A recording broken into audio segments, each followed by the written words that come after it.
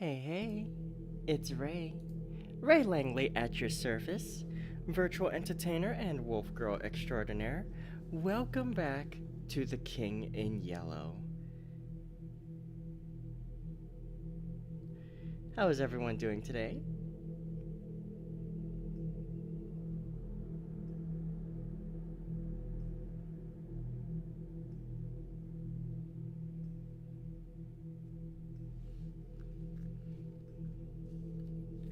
Alright, so it's in the description, but I'm gonna go ahead and link the story to you guys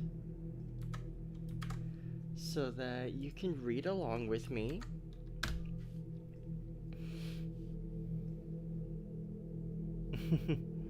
Clickbaiting with the fancy dress. Yes, I forgot to fix the thumbnail to include the proper outfit, my bad. Kind of cobbled the thumbnail together in a bit of a hurry this week, but anyway, it's not like you don't like this outfit anyway. Some of you people probably like it even more. Alright, so today we are doing story 8 of The King in Yellow. Remember, there are 10 stories, so we have 3 left. After which we'll finally be done with this book. Not to say I don't enjoy reading it, but it definitely has lost some of its charm for me now that it's moved away from the abject horror and the cosmic horror of it. I'm hoping that we revisit some of those elements in these last few stories, but if we don't, then, well, I suppose we had a good run with what we had.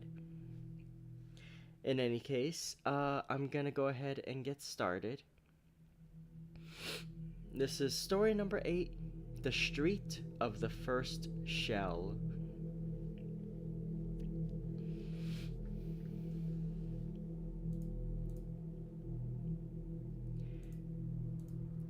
Be of good cheer, the sullen month will die, and a young moon requite us by and by.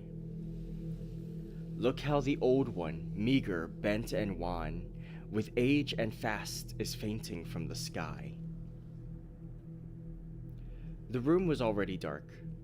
The high roofs opposite cut off what little remained of the December daylight. The girl drew her chair nearer the window and choosing a large needle threaded it, knotting the thread over her fingers. Then she smoothed the baby garment across her knees, and bending, bit off the thread and drew the smaller needle from where it rested in the hem. When she had brushed away the stray threads and bits of lace, she laid it again over her knees caressingly. Then she slipped the threaded needle from her corsage and passed it through a button. But as the button spun down the thread, her hand faltered. The thread snapped, and the button rolled across the floor. She raised her head. Her eyes were fixed on a strip of waning light above the chimneys. From somewhere in the city came sounds like the distant beating of drums, and beyond, far beyond,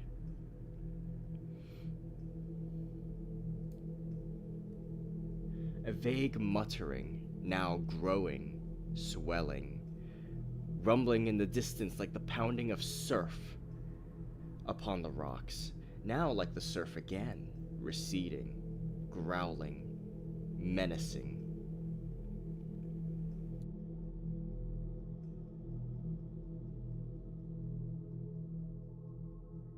The cold had become intense, a bitter piercing cold which strained and snapped at joist and beam and turned the slush of yesterday to flint. From the street below, every sound broke sharp and metallic, the clatter of sabots, the rattle of shutters, or the rare sound of a human voice. The air was heavy, weighted with the black cold as with a pall. To breathe was painful, to move an effort. In the desolate sky there was something that wearied, in the brooding clouds something that saddened. It penetrated the freezing city, cut by the freezing river.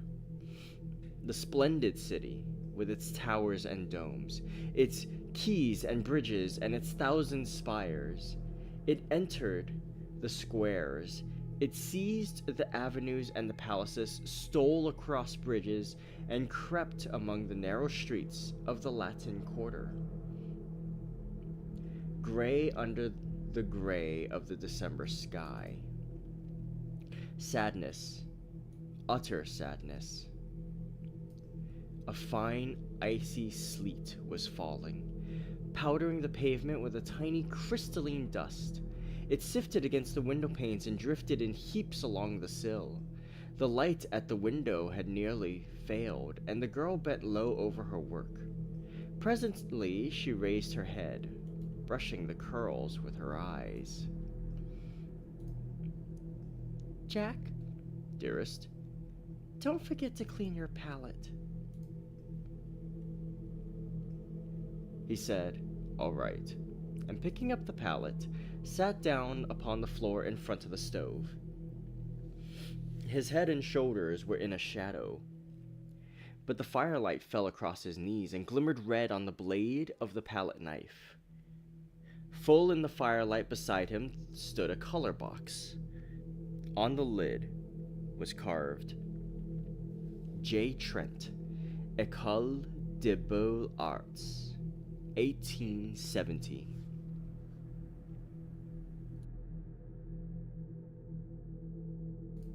The inscription was ornamented with an American and a French flag.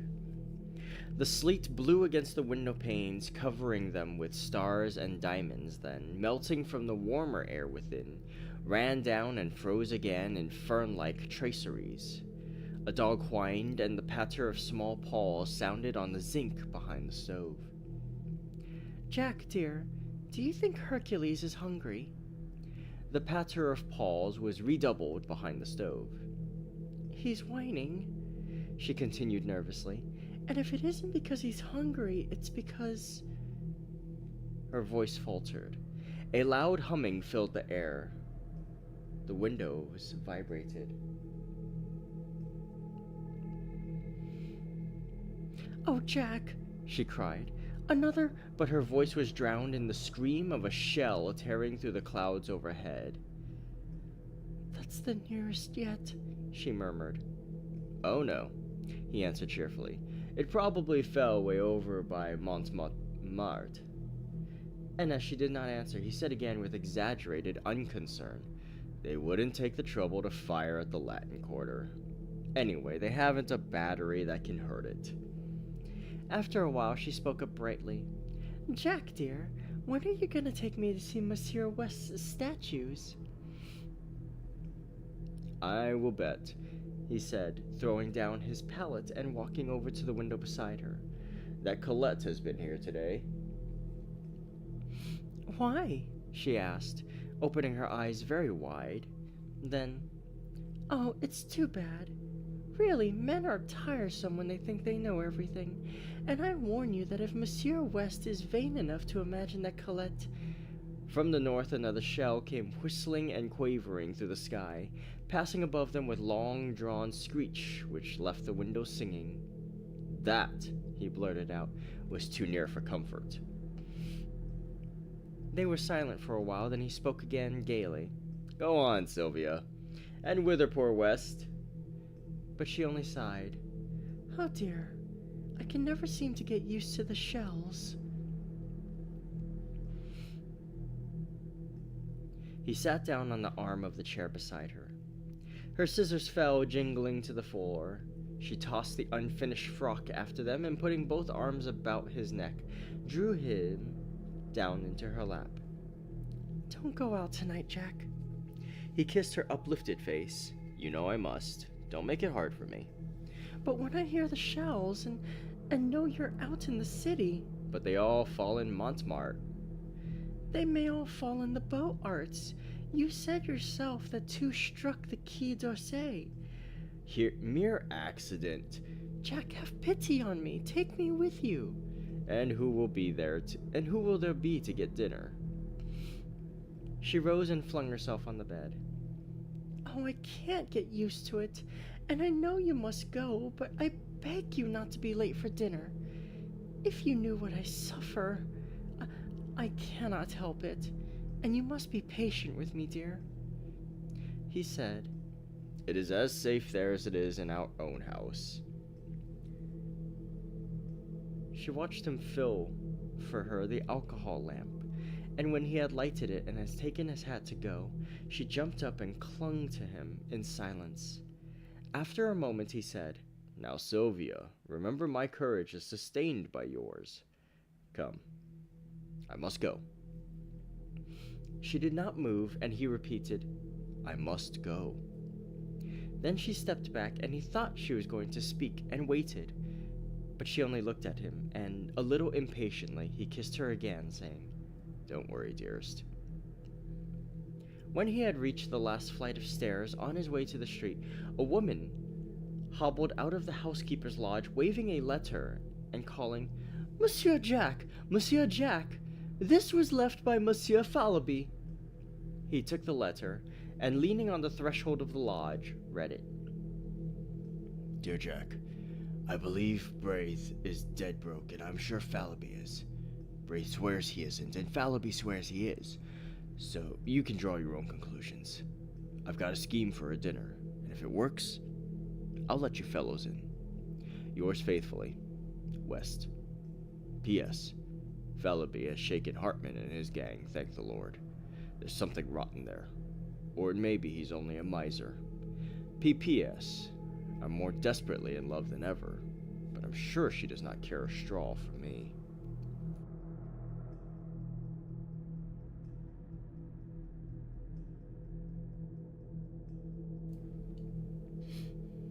"All right," said Trent with a smile to the concierge. "But tell me, how is Papa Cottard?" The old woman shook her head and pointed to the curtained bed in the lodge. "Père Cottard," he cried cheerily, "how goes the wound today?" He walked over to the bed and drew the curtains. An old man was lying among the tumbled sheets. "Better?" smiled Trent. "Better," repeated the man wearily, and after a pause, "Have you any news, Monsieur Jack?" "Haven't been out today. I'll bring you any rumor I may hear, though goodness knows I've got enough of rumors," he muttered to himself, then aloud, "Cheer up, you're looking better." "And the sortie?" "Ah, the sortie. That's for this week. General Trochu sent orders last night." "It will be terrible." "It'll be sickening," thought Trent as he went out into the street and turned the corner toward the Rue de Seine. Slaughter, slaughter, whew. Glad I'm not going. The street was almost deserted. A few women muffled in tattered military capes crept along the frozen pavement, and a wretchedly clad gayman hovered over the sewer hole on the corner of the boulevard. A rope around his waist held his rags together. From the rope hung a rat, still warm and bleeding. "There's another in there," he yelled at Trent. "I hit him, but he got away." Trent crossed the street and asked, "How much?" 2 francs for a quarter of a fat one. That's what they give at the Saint Germain market." A violent fit of coughing interrupted him, but he wiped his face with the palm of his hand and looked cunningly at Trent.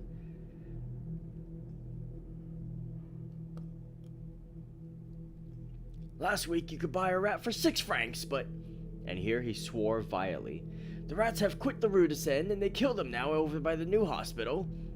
I'll let you have this one for 7 francs. I could sell it for 10 in the Isle St. Louis." "You lie," said Trent. "And let me tell you, if you try to swindle anybody in this quarter, the people will make short work of you and your rats." He stood a moment eyeing the gayman, who pretended to snivel. Then he tossed him a franc, laughing. The child caught it, and thrusting it in his mouth, wheeled about the sewer hole. For a second he crouched, motionless, alert, his eyes on the bars of the drain. Then, leaping forward, he hurled a stone into the gutter, and Trent left him to finish a fierce gray rat that writhed, squealing at the mouth of the sewer.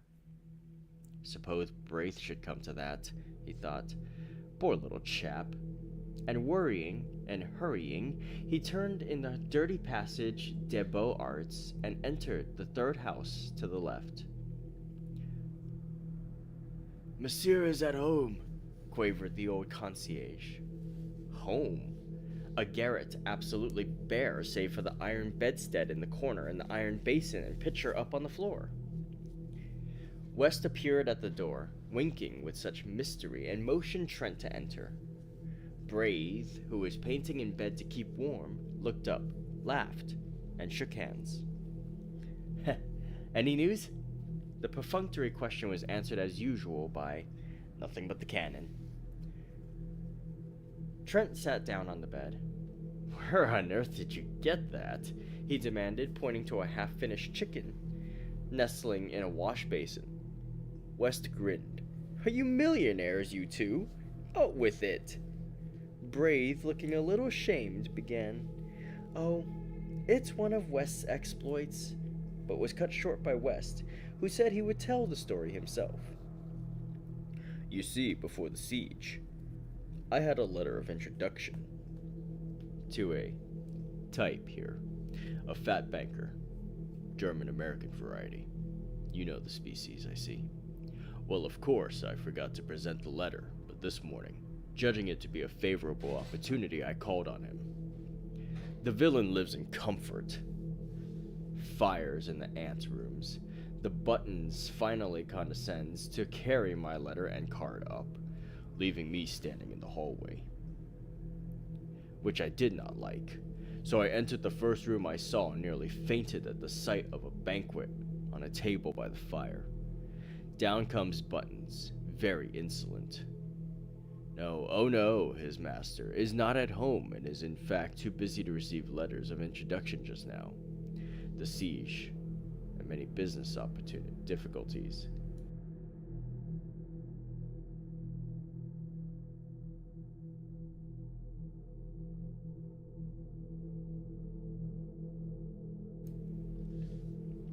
I deliver a kick to Buttons, pick up this chicken from the table, toss my card on the empty plate, and, addressing Buttons as a species of Prussian pig, march out with the honors of war.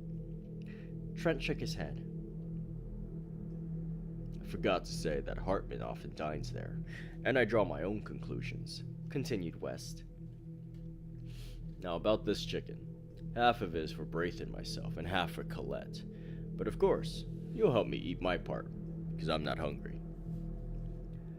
Neither am I, began Braith, but Trent, with a smile at the pinched faces before him, shook his head, saying, What nonsense. You know I'm never hungry.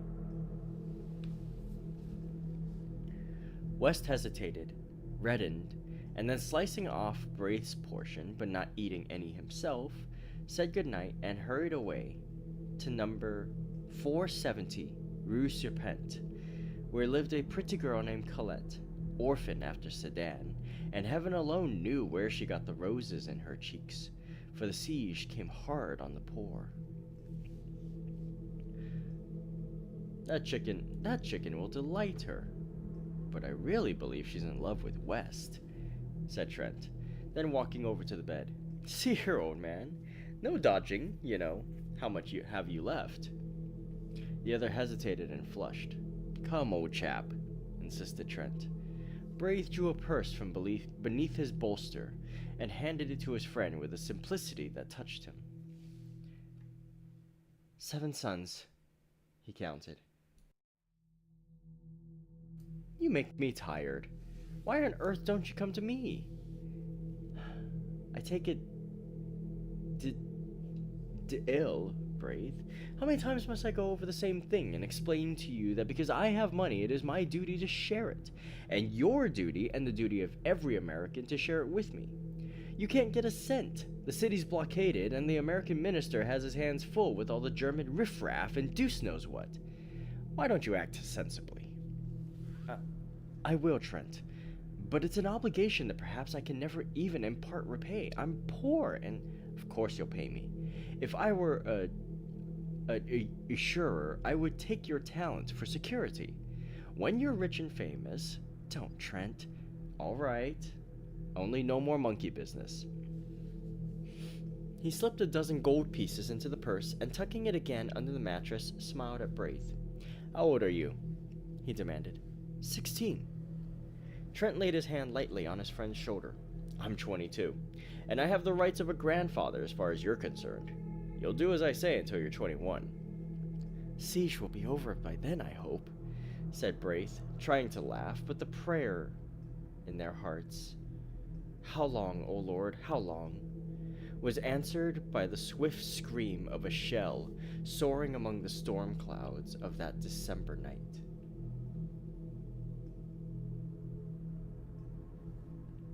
End of chapter. Welcome in, Army and Deadman. Good to see you. Hope you guys enjoyed the story. Currently reading King in Yellow. I've gone ahead and linked the story so that you guys can read along. And I've gone ahead and pinned the message so you can see it a little easier.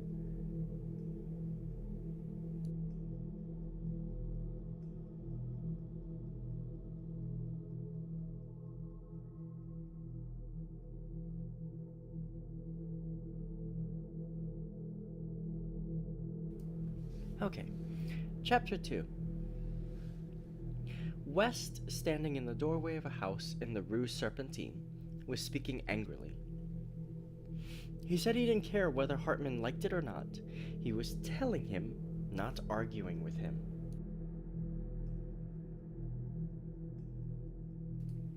"You call yourself an American," he sneered. "Berlin and hell are full of that kind of American. You come loafing about Colette with your pockets stuffed with white bread and beef, and a bottle of wine at 30 francs, and you can't really afford to give $1 to the American ambulance and public assistance, which Braith does, and he's half-starved." Hartman retreated to the curbstone, but West followed him, his face like a thundercloud. "Don't you dare to call yourself a countryman of mine," he growled. "No, nor an artist either. Artists don't worm themselves into the service of the public defense where they do nothing but feed like rats on the people's food.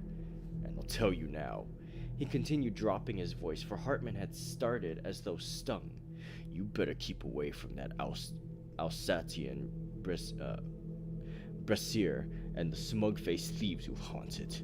You know what they do, it's suspects." "You lie, you hound!" screamed Hartman, and flung the bottle in his hand straight at West's face. West had him by the throat in a second, and forcing him against the dead wall, shook him wickedly. "Now you listen to me," he muttered through his clenched teeth.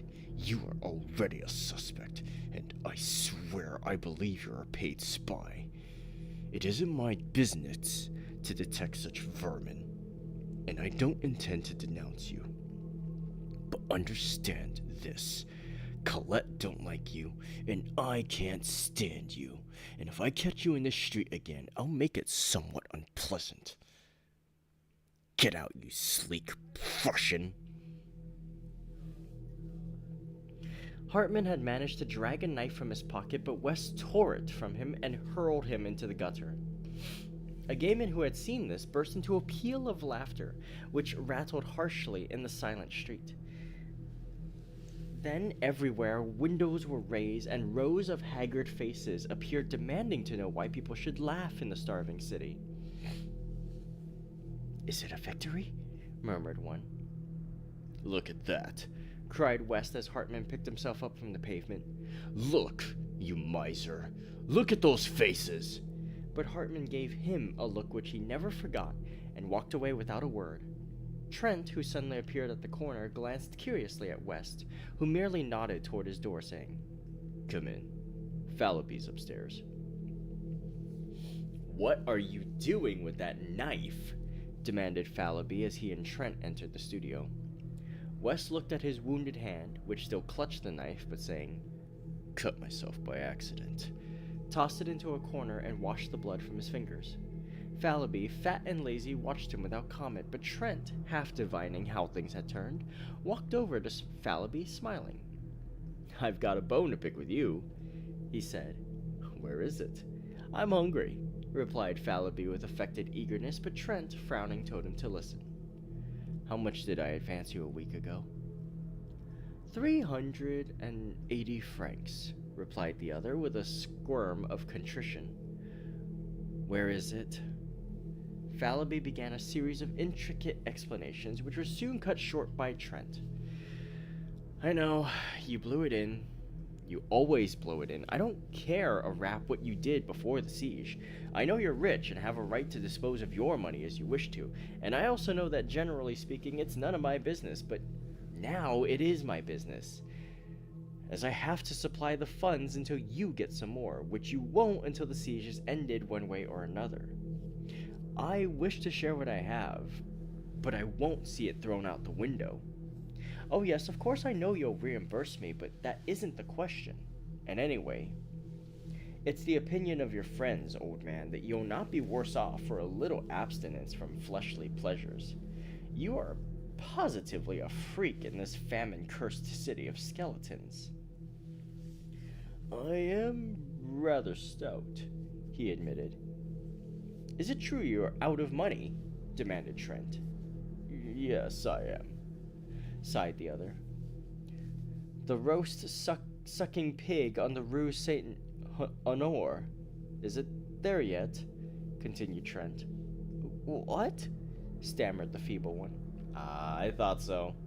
I caught you in ecstasy before that sucking pig at least a dozen times.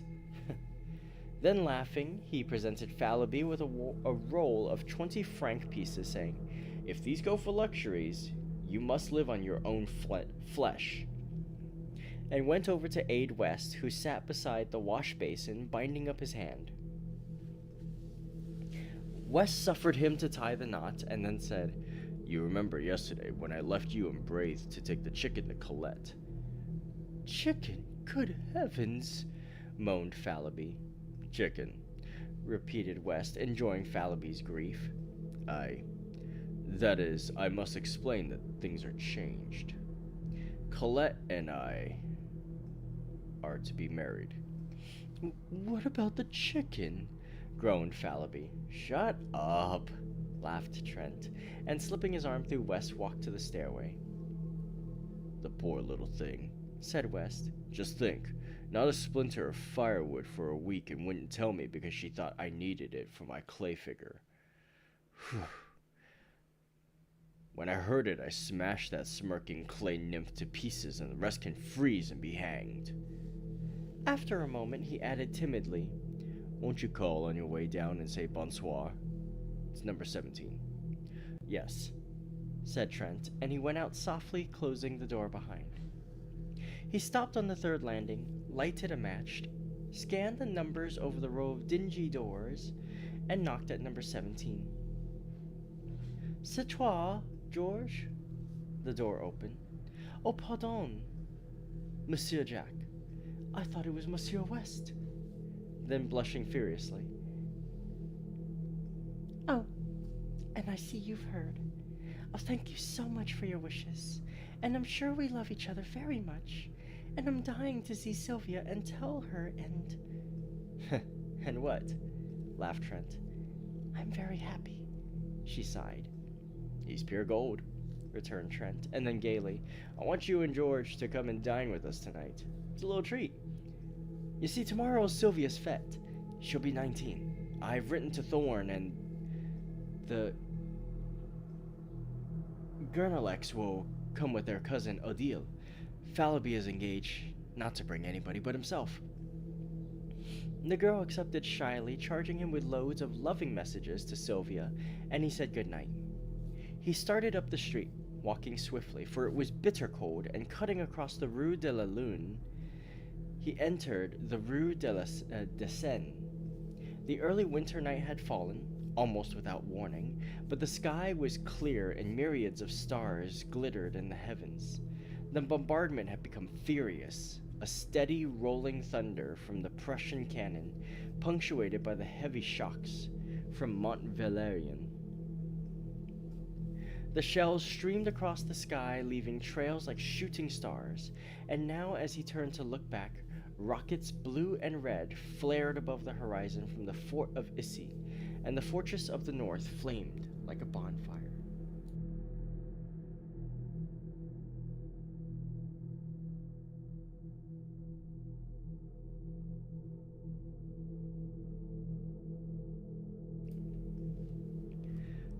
Good news! A man shouted by the boulevard Saint-Germain. As if by magic, the streets were filled with people, shivering, chattering people with shrunken eyes. Jacques! Cried one. The army of the Loire! Mon vieux, it has come then at last. I told thee. Tomorrow, tonight, who knows? Is it true? Is it a sortie? Someone said, Oh God, a sortie. And my son? Another cried, To the Zen. They say one can see the signals of the army of the Loire from the Pont Neuf.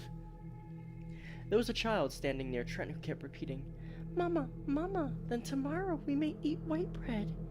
And beside him an old man swayed, stumbling, his shriveled hands crushed to his breath, muttering as if insane. Could it be true? Who has heard the news? The shoemaker on the Rue de Petit had it from a mobile who had heard a franctireur repeated to a captain of the National Guard.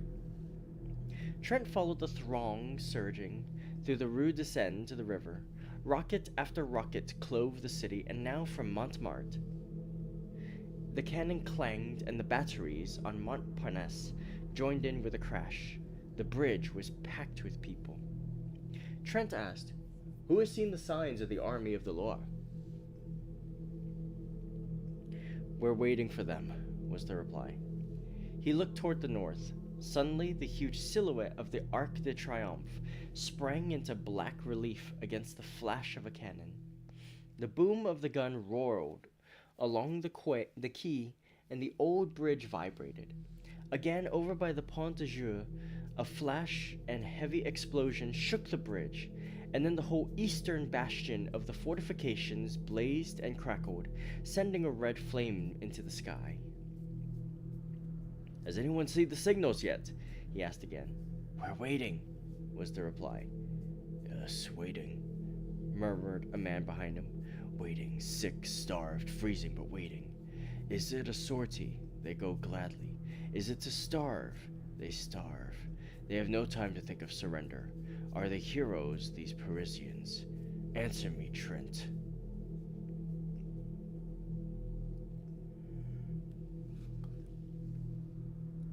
The American ambulance surgeon turned about and scanned the parapets of the bridge.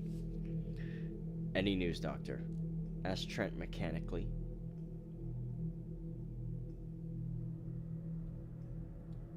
News? Said the doctor. I don't know any. I haven't time to know any. What are these people after? They say that the army of the Loire has signaled Mount Valérien. Poor devils. The doctor glanced about him for an instant and said, I'm so harried and worried that I don't know what to do. After the last sortie, we had the work of 50 ambulances on our poor little corps. Tomorrow there's another sortie, and I wish you fellows could come over to headquarters. We may need volunteers. How is Madame? He added abruptly. Well, replied Trent, but she seems to grow more nervous every day. I ought to be with her now. Take care of her, said the doctor. Then, with a sharp look at the people, I can't stop now. Good night. And he hurried away muttering, Poor devils. Trent leaned over the parapet and blinked at the black river surging through the arches. Dark objects carried swiftly on the breast of the current, struck with a grinding, tearing noise against the stone piers, spun around for an instant and hurried away into the darkness. The ice from the Marne. As he stood staring into the water, a hand was laid on his shoulder. Hello, Southwark, he cried, turning around. This is a queer place for you. Trent, I have something to tell you. Don't stay here. Don't believe in the army of the Loire. And the attaché of the American legation slipped his arm through Trent's and drew him toward the Louvre. Then it's another lie, said Trent bitterly. Worse. We know at the legation. I can't speak of it. That's not what I have to say. Something happened this afternoon. Alsace in Brazil was visited, and an American named Hartman has been arrested. Do you know him? I know a German who calls himself an American. His name is Hartman. Well, he was arrested about 2 hours ago. They mean to shoot him. What? Of course, we at the legation don't allow them to shoot him offhand. The evidence seems conclusive. Is he a spy? Well, the paper seized in his room's pretty damning proofs.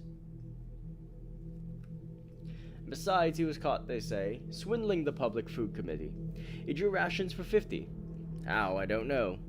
He claims to be an American artist here, and we have been obliged to take notice of it at the legation. It's a nasty affair. To cheat the people at such a time is worse than robbing the poor box, cried Trent angrily. Let them shoot him. He's an American citizen. Yes, oh yes, said the other with bitterness. American citizenship is a precious privilege when every goggle-eyed German, his anger choked him. Southwick shook his hands with him warmly. Can't be helped. We must own the carrion.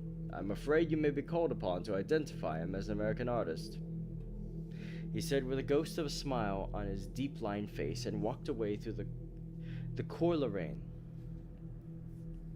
Trent swore silently for a moment and then drew out his watch. 7 o'clock. Sylvia will be anxious, he thought, and hurried back to the river.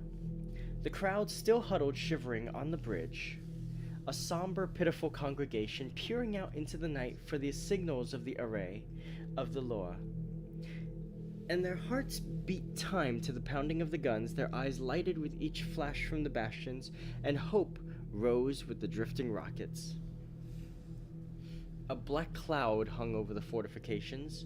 From horizon to horizon, the cannon smoke stretched in wavering bands, now capping the spires and dome with cloud, now blowing in streamers and shreds along the streets, now descending from the housetops, enveloping quays, bridges, and river in a sulphurous mist.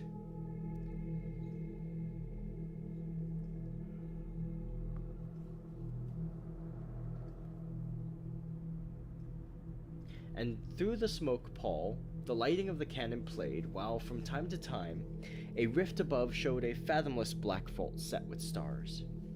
He turned again into the Rue de Seine, that sad abandoned street, with its rows of closed shutters and desolate ranks of unlighted lamps. He was a little nervous and wished once or twice for a revolver, but the slinking forms which passed him in the darkness were too weak with hunger to be dangerous, he thought, and he passed on unmolested to his doorway. But there was somebody sprang at his throat. Over and over the icy pavement he rode with his assailant, tearing at the noose about his neck, and then with a wrench sprang to his feet. "Get up!" he cried to the other.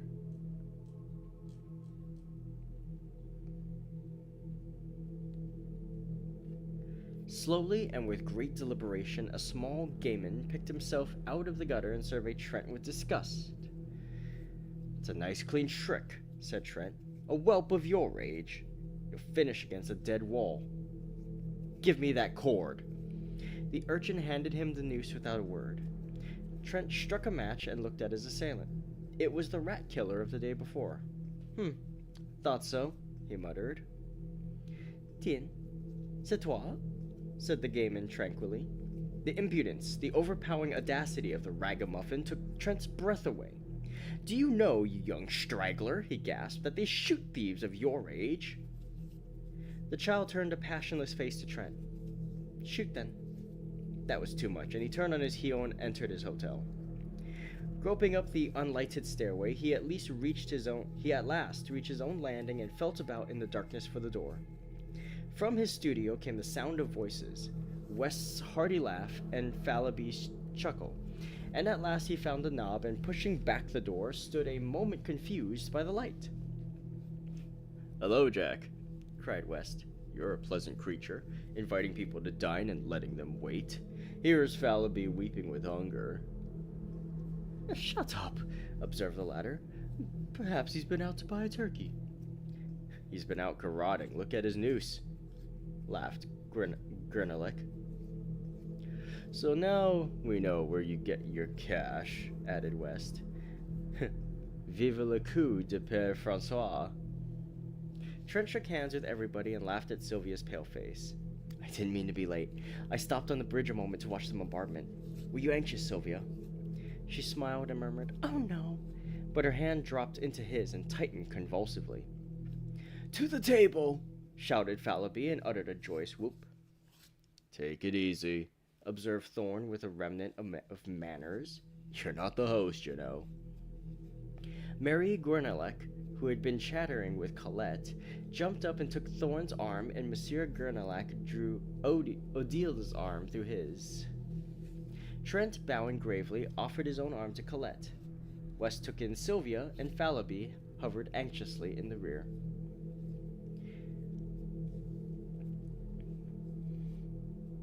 "You march around the table 3 times singing the Marseillaise," explained Sylvia, "and Monsieur Fallowby pounds on the table and beats time." Fallowby suggested they could sing after dinner, but his protest was drowned in the ringing chorus. "Aux armes, forme vos bataillons." Around the room they marched singing Marchons, Marchons with all their might, while Fallowby, with very bad grace, hammered on the table, consoling himself a little with the hope that the exercise would increase his appetite. Hercules, the black and tan, fled under the bed, from which retreat he yapped and whined until dragged out by Gournelec and placed in Odile's lap. "And now," said Trent gravely when everybody was seated, "listen." And he read the menu. Beef soup à la Sige de Paris, fish, sardines à la Père Lachaise, white wine, roti, red wine, fresh beef à la sortie, vegetables, canned beans à la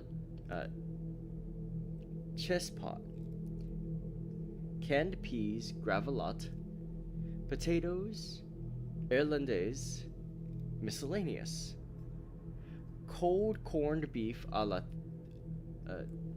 Theus, stewed prunes à la Garibaldi, dessert, dried prunes, white bread, currant jelly, tea, cafe, liqueurs, pipes, and cigarettes. Fallowby applauded frantically, and Sylvia served the soup. "Oh, isn't it delicious?" sighed Odile. Marie Gournelec sipped her soup in rapture. "Not at all like horse, and I don't care what they say, horse doesn't taste like beef," whispered Colette to West. Fallowby, who had finished, began to caress his chin and eye the tureen. "Have some more, old chap?" inquired Trent.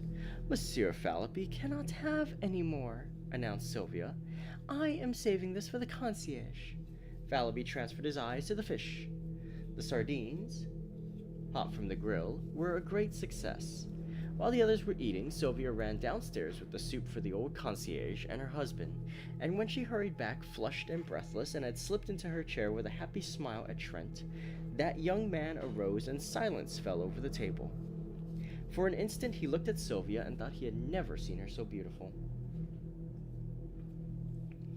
"You all know," he began, "that today is my wife's 19th birthday." Fallowby, bubbling with enthusiasm, waved his glass in circles about his head to the terror of Odile and Colette. His neighbors, and Thorn, West, and Gournelec, refilled their glasses 3 times before the storm of applause, which the toast of Sylvia had provoked, subsided. 3 times the glasses were filled and emptied to Sylvia, and again to Trent, who protested. "This is irregular," he cried. "The next toast is to the twin republics, France and America." "To the republics! To the republics!" they cried, and the toast was drunk amid shouts of "Vive la France! Vive l'Amérique! Vive la Nation!"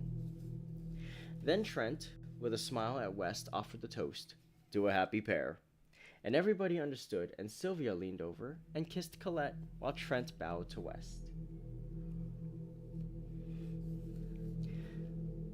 "There's going to be a sortie tonight," he said. "I saw the American ambulance surgeon just before I came in, and he asked me to speak to you fellows.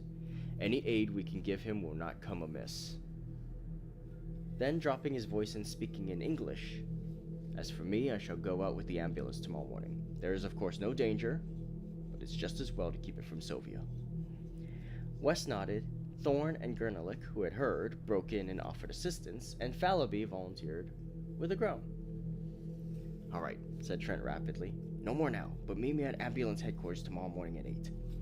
Sylvia and Colette, who were becoming uneasy at the conversation in English, now demanded to know what they were talking about. "What does a sculptor usually talk about?" cried West with a laugh. Odile glanced reproachfully at Thorn, her fiancé. "You're not French, you know, and it is none of your business, this war," said Odile with much dignity. Thorn looked meek, but West assumed an air of outraged virtue. "It seems," he said to Fallowby, "that a fellow cannot discuss the beauties of Greek sculpture in his mother tongue without being openly suspected." Colette placed her hand over his mouth and turning to Sylvia murmured, "They're horridly untruthful, these men." "I believe the word for ambulance is the same in both languages," said Marie Gurnalik saucily. "Sylvia, don't trust Monsieur Trent." "Jack," whispered Sylvia, "promise me." A knock at the studio door interrupted her. "Come in!" cried Fallowby, but Trent sprang up and opening the door looked out. Then with a hasty excuse to the rest, he stepped into the hall and closed the door. When he returned, he was grumbling. "What is it, Jack?" cried West. "What is it?" repeated Trent savagely. "I'll tell you what it is. I have received a dispatch from the American minister to go at once and identify and claim as a fellow countryman and brother artist a rascally thief and a German spy." "Don't go," suggested Fallowby. "If I don't, they'll shoot him at once." "Let them," growled Thorn. "Do you fellows know who it is?"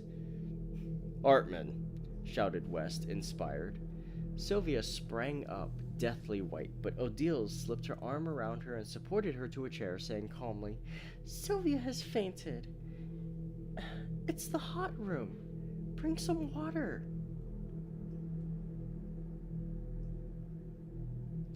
Trent brought it at once. Sylvia opened her eyes and after a moment rose and, supported by Marie Gurnalik and Trent, passed into the bedroom. It was the signal for breaking up, and everybody came and shook hands with Trent, saying they hoped Sylvia would sleep it off and it would be nothing. When Mary Gurnalik took leave of him, she avoided his eyes, but he spoke to her cordially and thanked her for her aid. "Anything I can do, Jack?" inquired West, lingering, and then hurried downstairs to catch up with the rest. Trent leaned over the banisters, listening to their footsteps and chatter, and then the lower door banged and the house was silent. He lingered, staring down into the blackness, biting his lips. Then, with an impatient movement, "I'm crazy," he muttered, and lighting a candle, went into the bedroom. Sylvia was lying on the bed. He bent over her, smoothing the curly hair on her forehead. "Are you better, my dear Sylvia?" She did not answer, but raised her eyes to his. For an instant he met her gaze, but what he read there sent a chill to his heart, and he sat down covering his face with his hands. At last she spoke in a voice changed and strained, a voice which he had never heard, and he dropped his hands and listened, bolt upright in his chair.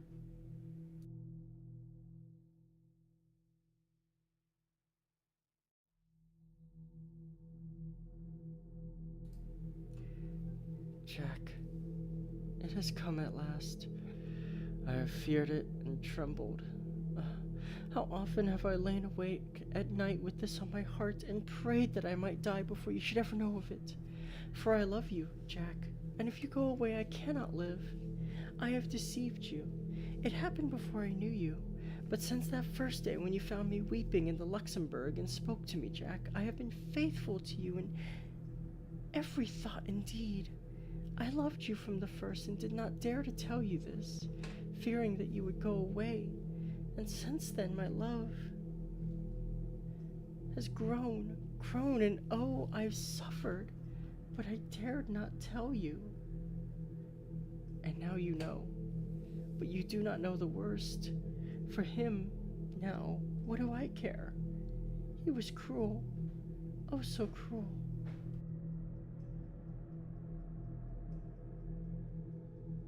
She hid her face in her arms. "Must I go on? Must I tell you? Can you not imagine? Oh, Jack."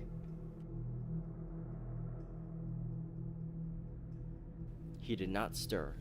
His eyes seemed dead. I was so young. I knew nothing, and he said that he loved me. Trent rose and struck the candle with his clenched fist, and the room was dark.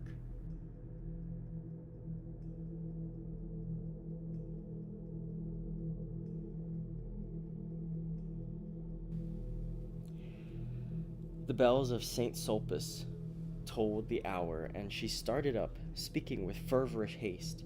I must finish.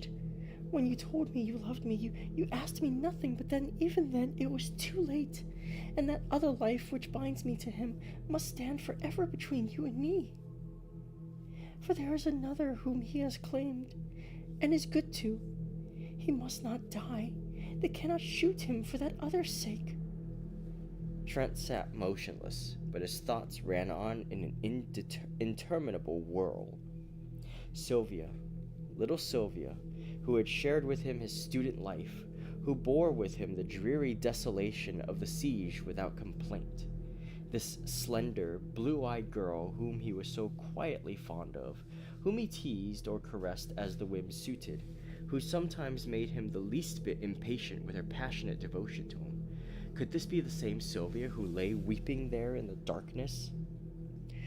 Then he clenched his teeth. Let him die. Let him die. But then, for Sylvia's sake, and for that other's sake, yes, he would go. He must go. His duty was plain before him. But Sylvia, he could not be what he had been to her, and yet a vague terror seized him. Now all was said. Trembling, he struck a light. She lay there, her curly hair tumbled about her face, her small white hands pressed to her breast. He could not leave her, and he could not stay. He never knew before that he loved her. She had been a mere comrade, this girl wife of his. He loved her now with all his heart and soul, and he knew it only when it was too late. Too late? Why? Then he thought of that other one. Binding her, linking her forever to the creature who stood in danger of his life. With an oath he sprang to the door, but the door would not open. Or was it that he pressed it back, locked it, and flung himself on his knees beside the bed, knowing that he dared not, for his life's sake, leave what was his all in life?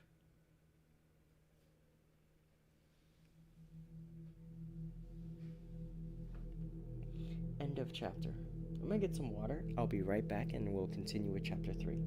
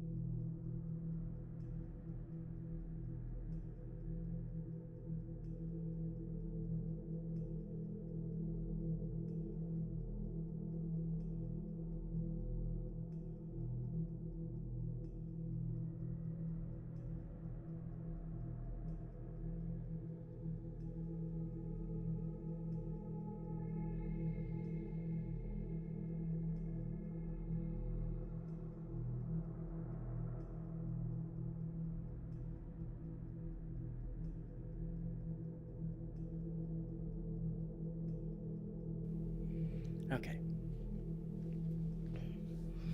Sorry, my voice is still not like 100% yet. I have a little bit of a cold, but at least it helps that there's a lot of male characters in this story. Hopefully it's still enjoyable to listen to. But anyway, chapter 3. It was 4 in the morning when he came out of the prison of the condemned with the secretary of the American legation. a knot of people had gathered around the American minister's carriage, which stood in front of the prison, the horses stamping and pawing in the icy street. The coachman huddled on the box, wrapped in furs. Southwark helped the secretary into the carriage and shook hands with Trent, thanking him for coming. "How the scoundrel did stare," he said. "Your evidence was worse than a kick, but it saved his skin for the moment at least. Prevented complications."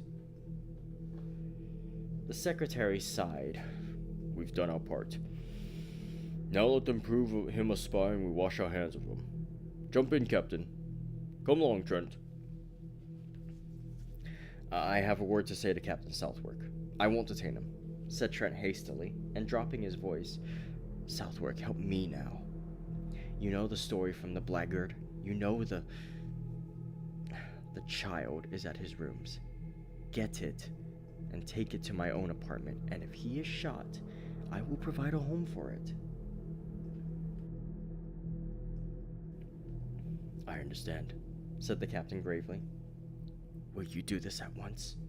"At once," he replied.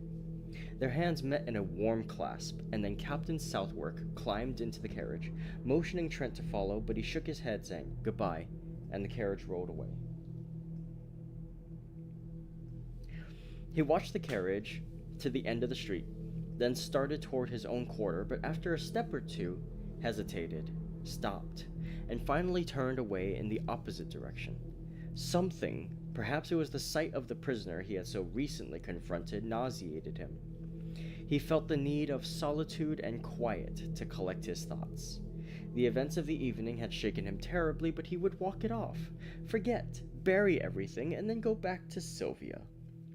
He started on swiftly, and for a time, the bitter thoughts seemed to fade, but when he paused at last, breathless, under the Arc de Triomphe, the bitterness and the wretchedness of the whole thing, yes, of his whole misspent life, came back with a pang.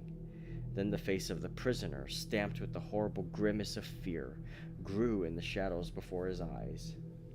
Sick at heart, he wandered up and down under the great arc, striving to occupy his mind, peering up at the sculptured cornices to read the names of the heroes and battles which he knew were engraved there, but always the ashen face of Hartman followed him, grinning with terror, or was it terror? Was it not triumph?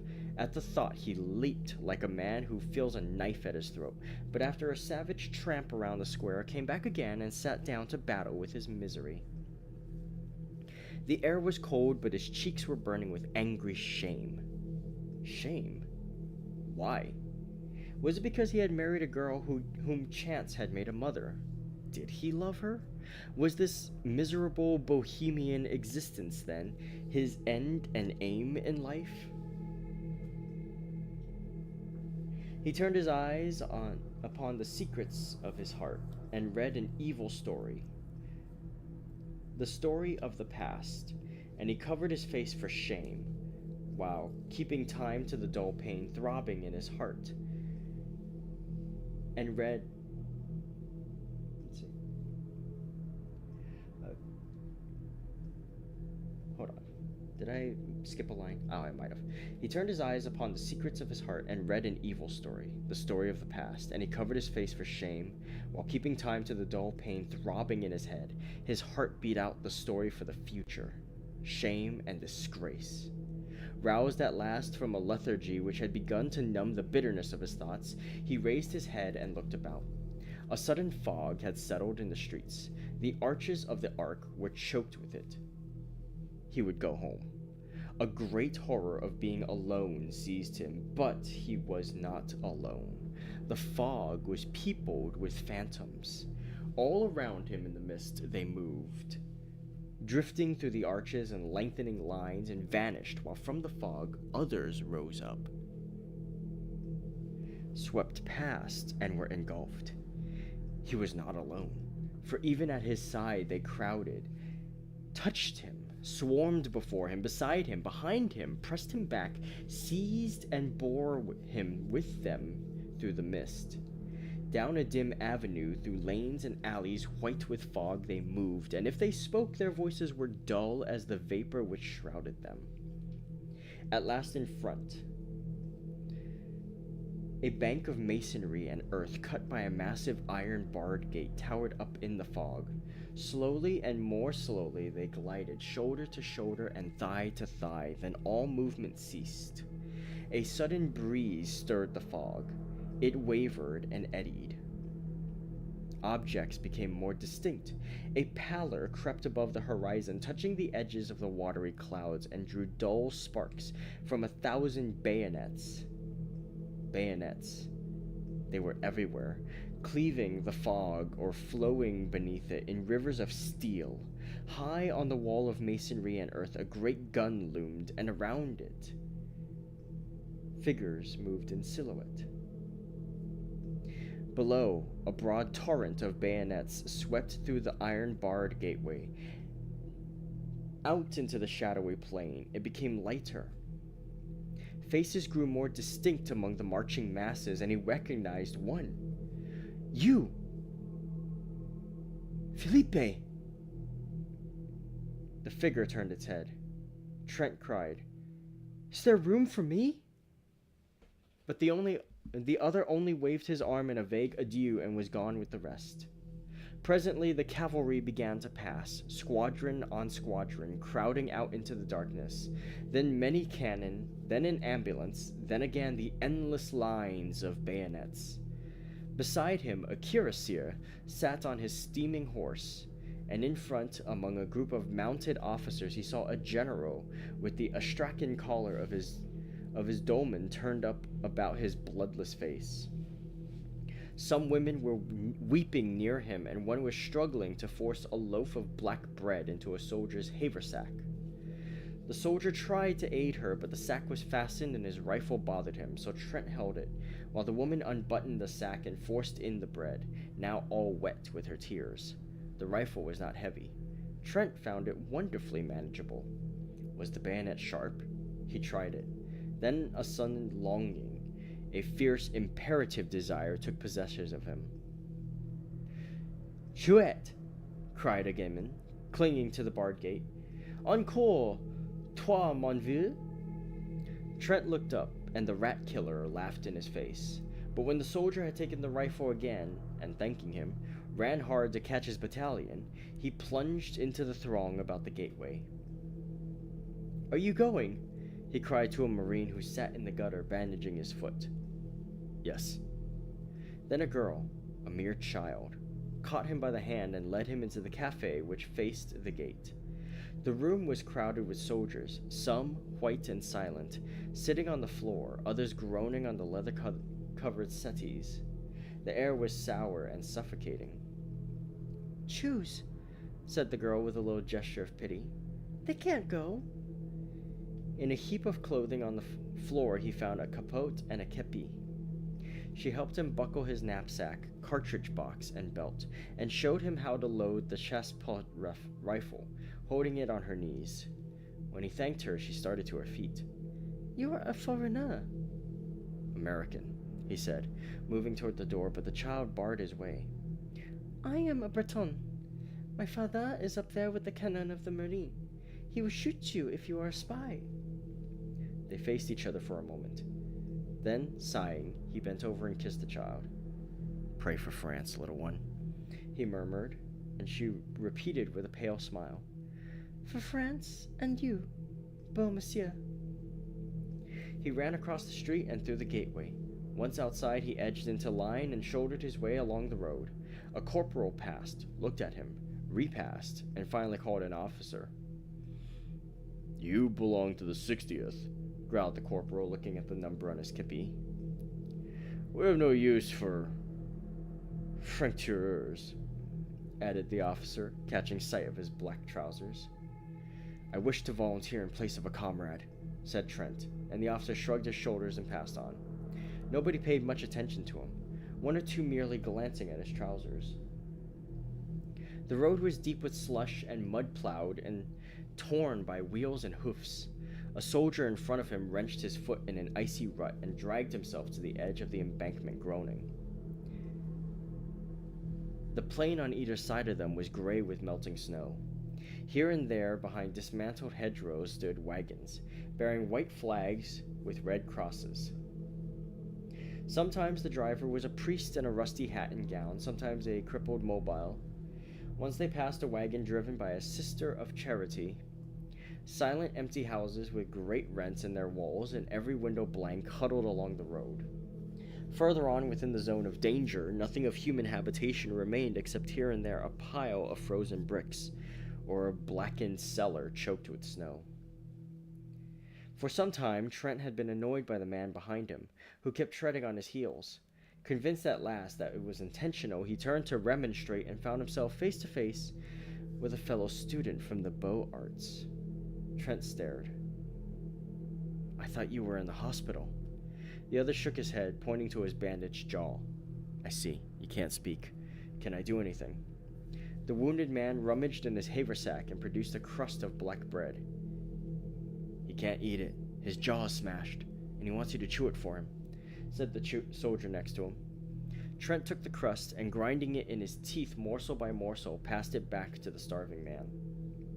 From time to time, mounted orderlies sped to the front, covering them with slush. It was a chilly, silent march through sodden meadows wreathed in fog. Along the railroad embankment across the ditch, another column moved parallel to their own. Trent watched it, a somber mass. Now distinct, now vague, now blotted out in a puff of fog. Once, for half an hour, he lost it, but when again it came into view, he noticed a thin line detach itself from the flank, and bellying in the middle, swing rapidly to the west. At the same moment, a prolonged crackling broke out in the fog in front. Other lines began to slough off from the column, swinging east and west, and the crackling became continuous. A battery passed at full gallop, and he drew back with his comrade to give it way. It went into action a little to the right of his battalion, and as they shot from the first rifled piece boomed through the mist. The cannon from the fortifications opened with a mighty roar. An officer galloped by shouting something which Trent did not catch, but he saw the ranks in front suddenly part company with his own and disappear in the twilight. More officers rode up and stood beside him, peering into the fog. Away in front, the crackling had become one prolonged crash. It was dreary waiting. Trent chewed some bread for the man behind, who tried to swallow it, and after a while shook his head, motioning Trent to eat the rest himself.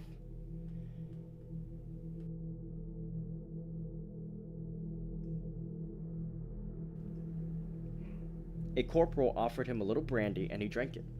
But when he turned around to return the flask, the corporal was lying on the ground.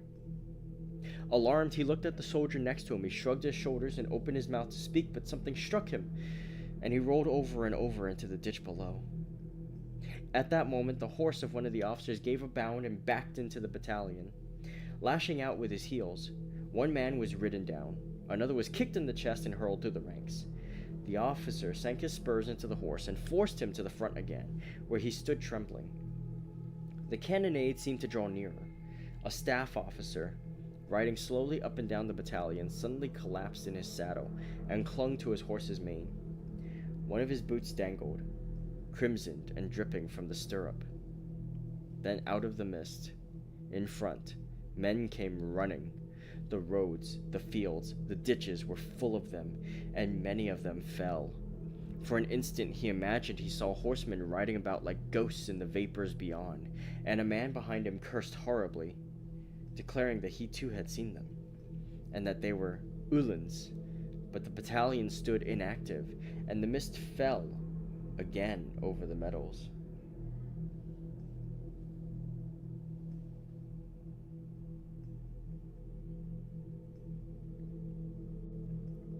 The colonel sat heavily upon his horse, his bullet-shaped head buried in the astrakhan collar of his dolman, his fat legs sticking straight out in the stirrups.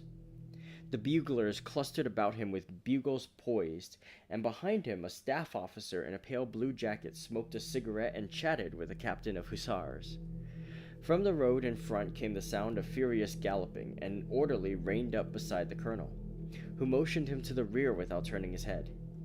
Then, on the left, a confused murmur arose which ended in a shout. A hussar passed like the wind, followed by another, and then squadron after squadron whirled by them into the sheeted mists. At that instant, the colonel reared in his saddle, the bugles clanged, and the whole battalion scrambled down the embankment, over the ditch, and started across the soggy meadow. Almost at once, Trent lost his cap. Something snatched it from his head. He thought it was a tree branch. A good many of his comrades rolled over in the slush and ice, and he imagined that they had slipped. One pitched right across his path, and he stopped to help him up. But the man screamed when he touched him, and an officer shouted, "Forward! Forward!" So he ran on again. It was a long jog through the mist, and he was often obliged to shift his rifle. When at last they lay panting behind the railroad embankment, he looked about him. He had felt the need of action, of a desperate physical struggle, of killing and crushing. He had been seized with a desire to fling himself among masses and tear right and left. He longed to fire, to use the thin, sharp bayonet on his chassepot. He had not expected this. He wished to become exhausted, to struggle and cut until incapable of lifting his arm. Then he had intended to go home. He heard a man say that half the battalion had gone down in the charge, and he saw another examining a corpse under the embankment. The body, still warm, was clothed in a strange uniform, but even when he noticed the spiked helmet lying a few inches farther away, he did not realize what had happened. The colonel sat on his horse a few feet to the left, his eyes sparkling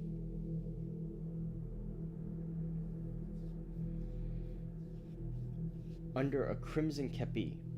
Trent heard him reply to an officer, "I can hold it, but another charge and I won't have enough men left to sound a bugle."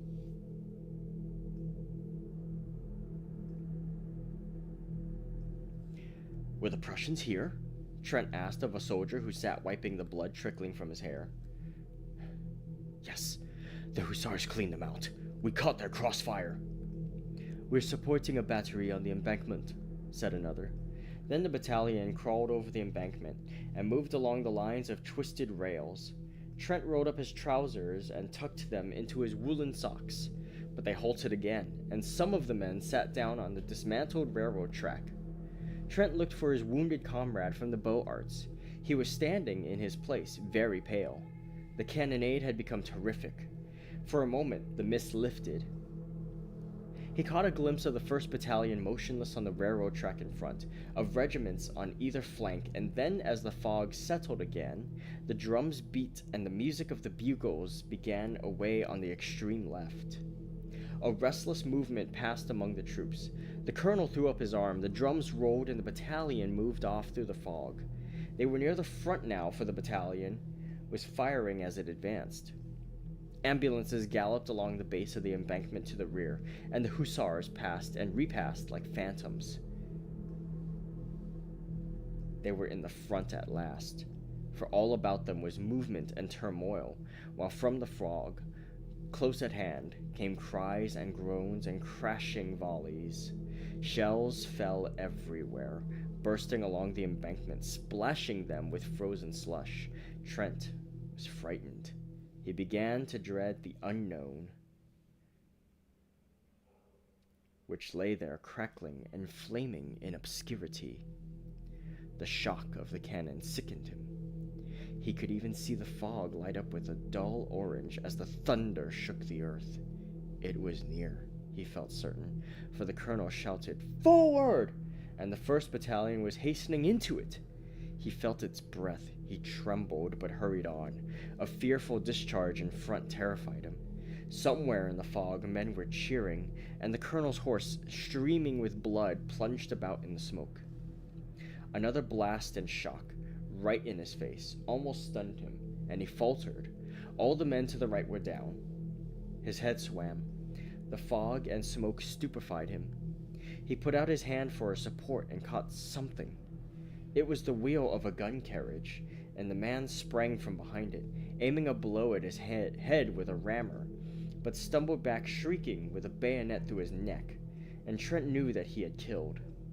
Mechanically, he stooped to pick up his rifle, but the bayonet was still in the man, who lay beating with red hands against the sod.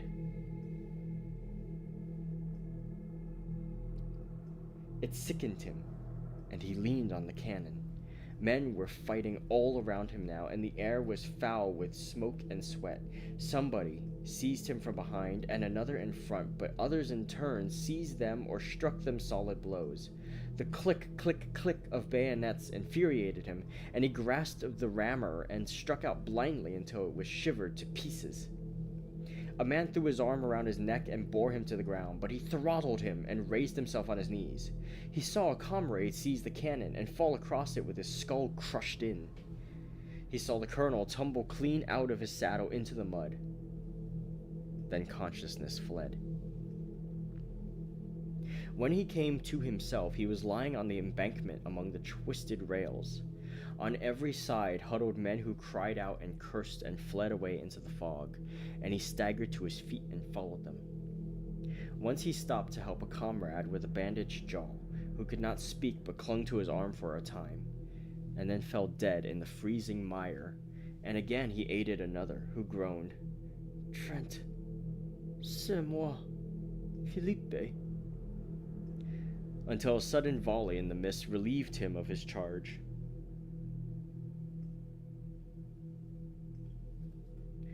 An icy wind swept down from the heights, cutting the fog into shreds.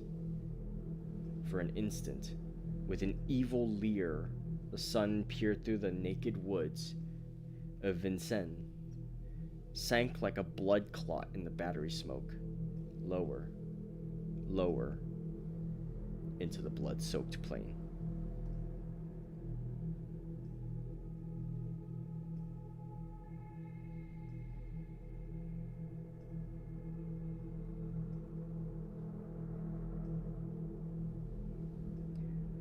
Chapter 4. When midnight sounded from the belfry of Saint Sulpice, the gates of Paris were still choked with fragments of what had once been an army. They entered with the night, a sullen horde, spattered with slime, faint with hunger and exhaustion. There was little disorder at first, and the throng at the gates parted silently as the troops tramped along the freezing streets. Confusion came as the hours passed. Swiftly and more swiftly, crowding squadron after squadron and battery on battery.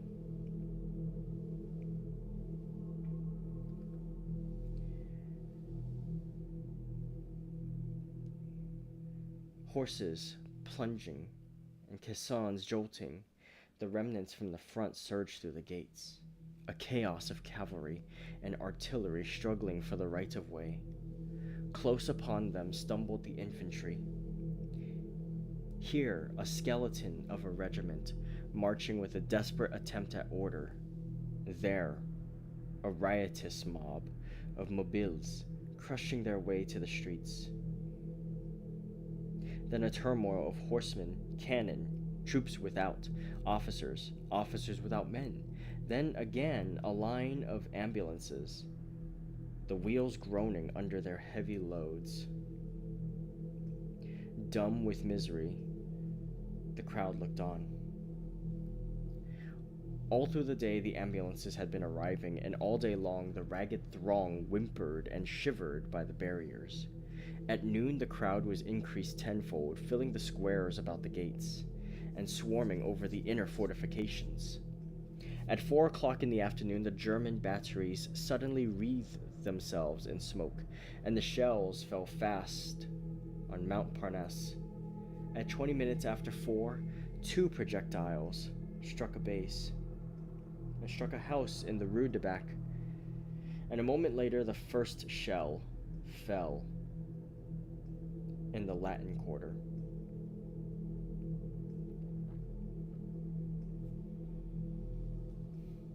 Braith was painting in bed and when West came in very much scared. I wish you would come down. Our house has been knocked into a cocked hat, and I'm afraid that some of the pillagers may take it into their heads to pay us a visit tonight." Braith jumped out of bed and bundled himself into a garment which had once been an overcoat. "Anybody hurt?" he inquired, struggling with a sleeve full of dilapidated lining. "No. Colette is barricaded in the cellar, and the concierge ran away to the fortifications. There will be a rough gang here if the bombardment keeps up. You might help us." "Of course," said Braith, but it was not until after they had reached the Rue Serpent and had turned in the passage which led to West's cellar that the latter cried, "Have you seen Jack Trent today?"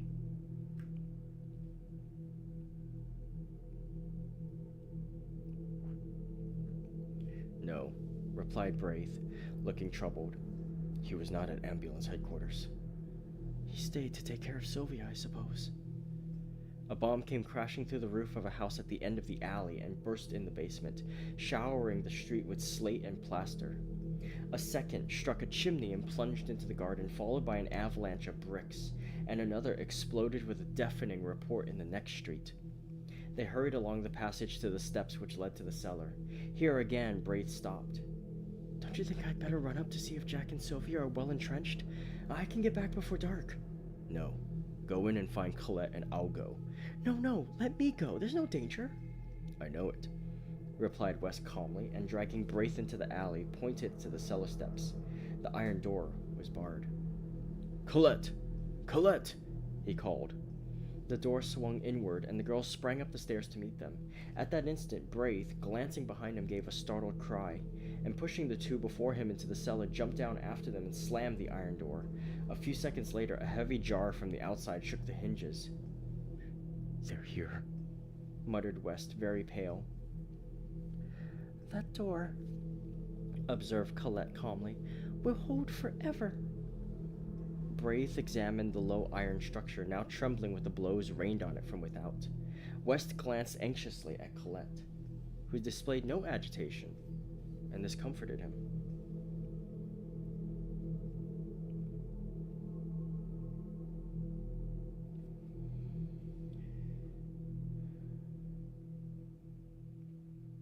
"I don't believe they'll spend much time here," said Braith. "They only rummage in cellars for spirits, I imagine. Unless they hear that valuables are buried there." "But surely nothing is buried here," exclaimed Braith uneasily. "Unfortunately there is," growled West, "that miserly landlord of mine." A crash from the outside, followed by a yell, cut him short.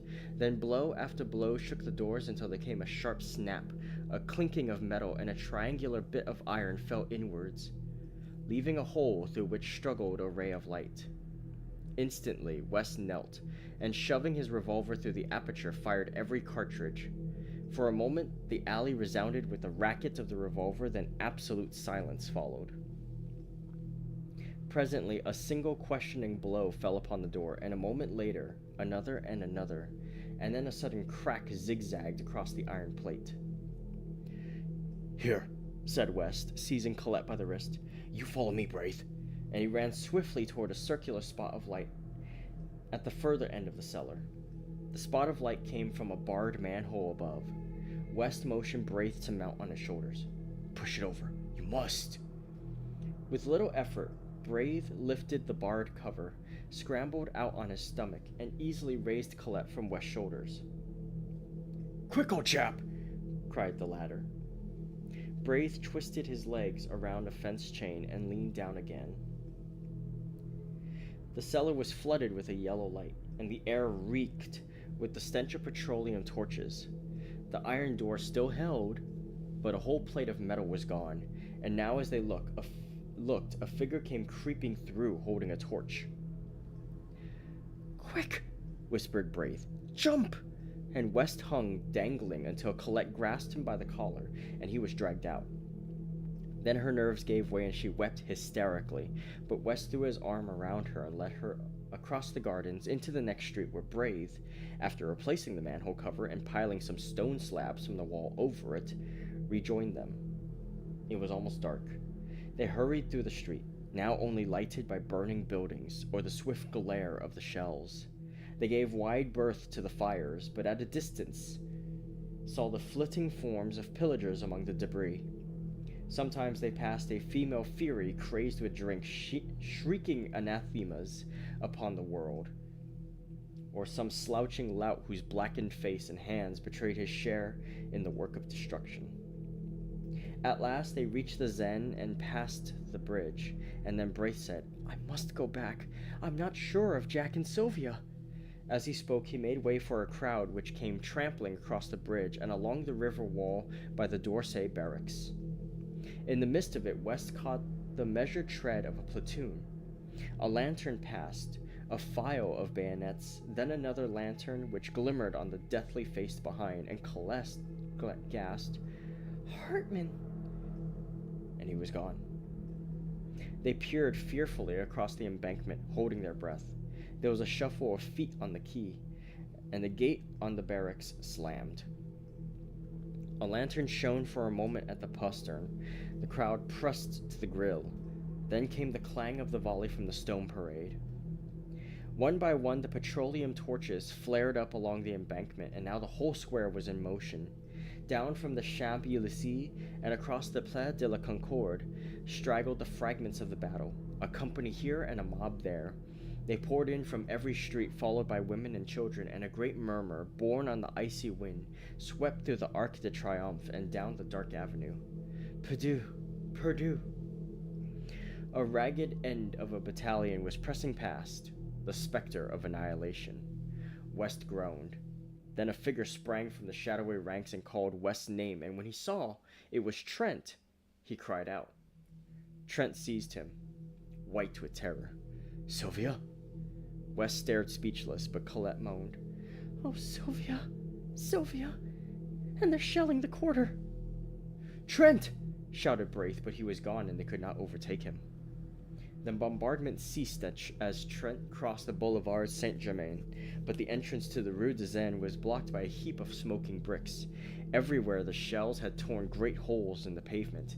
The cafe was a wreck of splinters and glass. The bookstore tottered, ripped from roof to basement, and the little bakery, long since closed, bulged outward above a mass of slate and tin. He climbed over the steaming bricks and hurried into the Rue de Tournon. On the corner a fire blazed, lighting up his own street, and on the bank wall, beneath a shattered gas lamp, a child was writing with a bit of cinder. Here fell the first shell. The letters stared him in the face. The rat killer finished, and stepped back to view his work, but catching sight of Trent's bayonet, screamed and fled, and as Trent staggered across the shattered street from holes and crannies in the ruins, fierce women fled from their work of pillage, cursing him. At first he could not find his house, for the tears blinded him, but he felt along the wall and reached the door. A lantern burned in the concierge's lodge, and the old man lay dead beside it. Faint with fright, he leaned a moment on his rifle, then, snatching the lantern, sprang up the stairs. He tried to call, but his tongue hardly moved. On the second floor he saw plaster on the stairway, and on the third, the floor was torn, and the concierge lay in a pool of blood across the landing. The next floor was his. Theirs. The door hung from its hinges, the walls gaped. He crept in and sank down by the bed, and there, 2 arms were flung around his neck, and a tear-stained face sought his own. "Sylvia!" "Oh, Jack! Jack! Jack!" From the tumbled pillow beside them, a child wailed. "They brought it! It's mine!" She sobbed. "Ours," he whispered, with his arms around them both.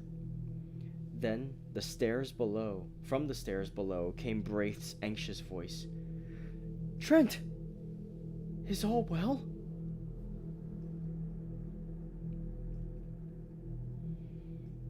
End of the story. Thus ends The Street of the First Shell.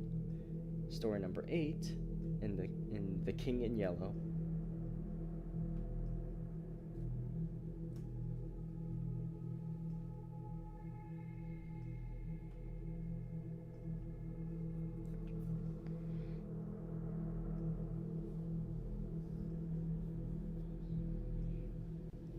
Well, that got a bit exciting at the end there.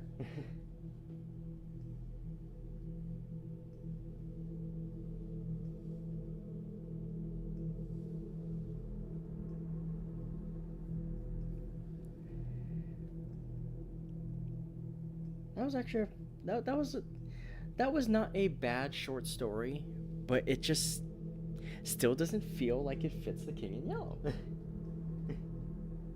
I don't know. I still miss the like cosmic horror, but yeah, sure, why not? Let's throw a war drama in there. It's a good read. It was fun, but um, yeah, I liked it. I liked it. It just for the collection that it's in, I just wish it was part of something else.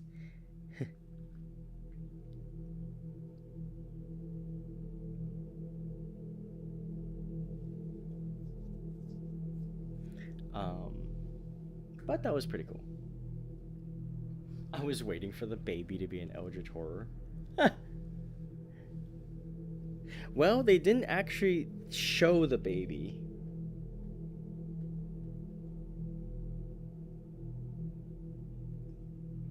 So, my headcanon is that the baby has a birthmark that's the yellow sign.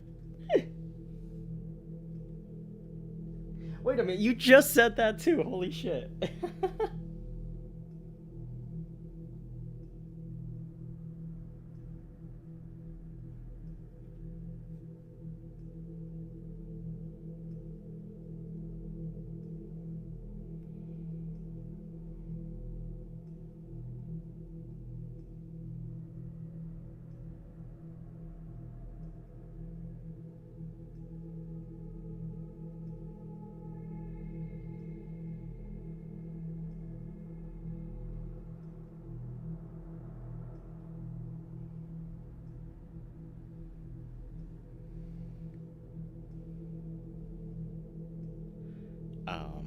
But yeah, that was.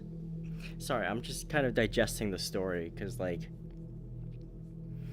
it was a relatively normal, like, sort of slice of life thing with, like, a war in the background, and then we see the war in person, and then, like, that was. It was pretty cool. I liked it. And I'm just, like, kind of percolating on it a little because, like, after I read a story, I tend to, like, spend a couple of seconds just kind of, like, reflecting on it. I'm like, what did I enjoy about it? And what I think I enjoyed was the sudden shifts in tone as suddenly we're plunged into the battle with Trent. And I think the sort of whiplash feeling was delivered really well because I felt about as thrown off as Jack was when things got real and shit went down for real. So I think on that part, it was done really well. I liked it.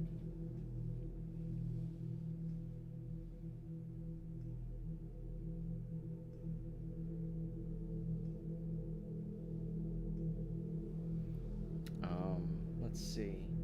There's two more stories to read, but I'm probably gonna be done for today with just this one.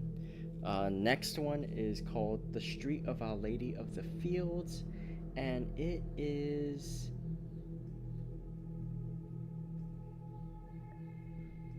It looks to be about as long. Longer. It's longer.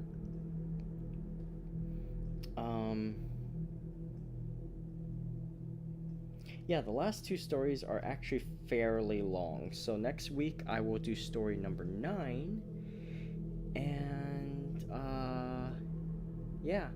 Sorry to sort of, like, drag out the last few stories of this, but, I mean, I think the fact that they're substantially longer at least means that even if they don't fit the original tone of the first few stories of King in Yellow, they at least are interesting reads. So I'm looking forward to that.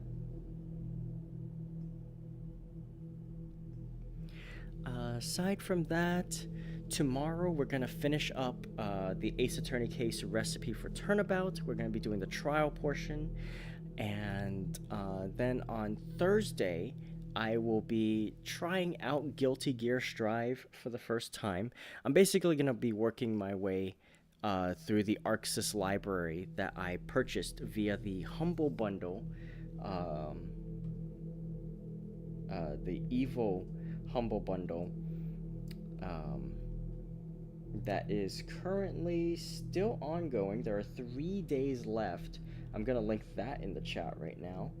So if you're interested in purchasing this for just $20 US, you can get 1, 2, 3, 4, 5, 6, 7, 8, 9, 10, 11 games from Arc Systems Works, as well as some coupons to the Season Pass DLC of Guilty Gear Strive.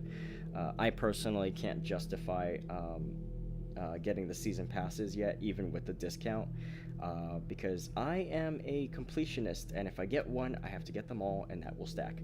But if you are interested in getting the DLC, you can get those for a slightly discounted price as well, via coupons that are provided in this pack, as well as 11 games, including 1, 2, 3, 4 Guilty Gear games, 2 BlazBlue games, Melty Blood, Actress Again, Current Code, Under Night In Birth 2, and a few others. If you're interested in getting those games, I highly recommend getting this bundle, because you're not going to get this kind of deal pretty much any other time, especially including like a more modern game like Strive. So yeah, if you're interested in fighting games, if you want to perhaps maybe fight me in some of these games, yeah, then if you purchase $10 worth of the package, you still get most of the games. So it is adjustable depending on which games you might be interested in. Depending on how much you pay, you'll get a certain amount of games. You can see on the site as well when you look through, and so yeah, if you are interested in trying some unique fighters out, I heavily recommend it. I'm looking forward to trying out some Arxis fighters on stream for you guys later this week. I'm gonna be starting with Strive, and then in like successive weeks, I will be trying all the other games, seeing what fits and maybe what I might want to dive into deeper and explore, like character ladders, lore, and just maybe some online play. Maybe if enough people have some of these games, we could organize a tournament, maybe.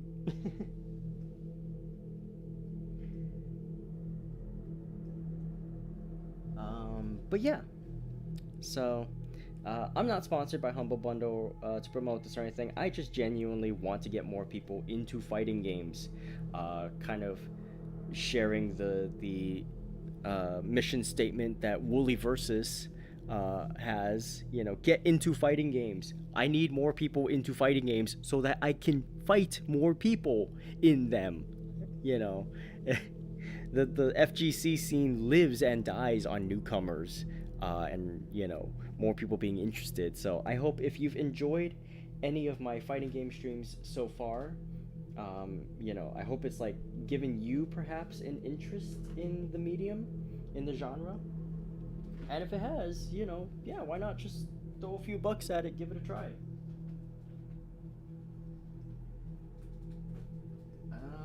But aside that's all I really have to say for today. So, oh, my monitor is... Hold on a sec. My second monitor is bugging out a little. Okay, there we go. But yeah, there are 3 days left on this bundle, so if you're interested, get it. That's the last I'll say about it until tomorrow when I promote it again. What else? Ace Attorney, fighting game stream. Yeah, that's gonna do it for me for today. So thank you all for being here, my wonderful Rainiacs and Langsters. I hope you've enjoyed the show. Hope you enjoyed my performance. And if you're new here and you somehow managed to stick all the way to the end, hi, my name is Ray Langley. I do dramatic read-throughs, narrations, voiceovers for books and stories. I also do visual novels and fighting games. As you can see, I also do rhythm games like Rift of the Necrodancer and such. I do need to get more rhythm games, but yeah, generally just have a chill, fun time. So if you like what you've heard, please go ahead and like the video, subscribe to my channel, and stick around. There's going to be a lot of stuff I do. I usually stream about 2 to 3 times a week. So, yeah. What else? Yeah. Okay. I'm done for real. Sorry, I always try to figure out if there's anything else I want to announce or say or whatever, but just to kind of riff a little, pad for time a little before I have to say goodbye. But I've run out of things, so this is goodbye, and I will see you next time. And until next time, make sure you eat well, stay hydrated, and get lots of good rest. Make sure that you are kind to yourselves and excellent to each other, and have a radiant rest of your day. And of course, as always, remember, unshrimp yourselves. Take care, everyone, and I will see you next time. This has been Ray Langley, virtual entertainer and wolf girl extraordinaire. Bye-bye.